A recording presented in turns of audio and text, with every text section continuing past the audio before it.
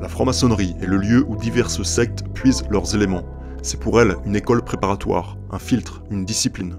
Les martinistes, par exemple, exigent que leurs membres soient maîtres maçons. Les meilleurs recrues des autres groupes sont issus de la franc-maçonnerie. Inversement, les opinions, les rêveries, les élucubrations de ces chapelles pseudo-mystiques, de ces antres de folie, pénètrent dans le grand corps de la franc-maçonnerie par leurs membres. Ceux-ci, nimbés de leur autorité initiatique, se croyant appelés à révolutionner le monde, ayant assisté à des scènes d'évocation qui les ont détraqués, ou bien tout simplement fanatisés, prêchent à leur tour l'enseignement reçu. En cela, théosophie, occultisme, franc-maçonnerie, secte secrète ou mystico-policière n'a qu'un but commun, assurer la libération de l'homme, lui retirer tout sens moral traditionnel afin de pouvoir l'asservir au mieux des intérêts visés, ce qu'ils appellent l'affranchir.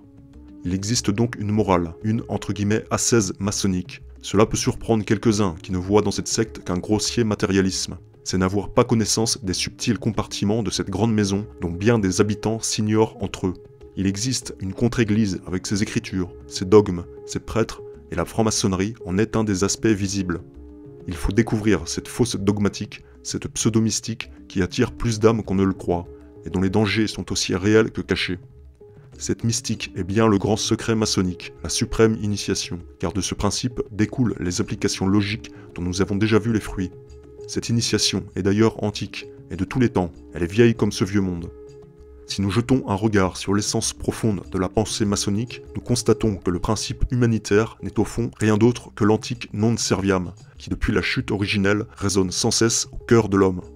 Le serpent inspirateur de désobéissance, d'insubordination et de révolte fut maudit par les anciens théocrates alors qu'il était en honneur parmi les initiés. Rendre semblable à la divinité, tel était l'objet des anciens mystères. De nos jours, le programme de l'initiation n'a pas changé.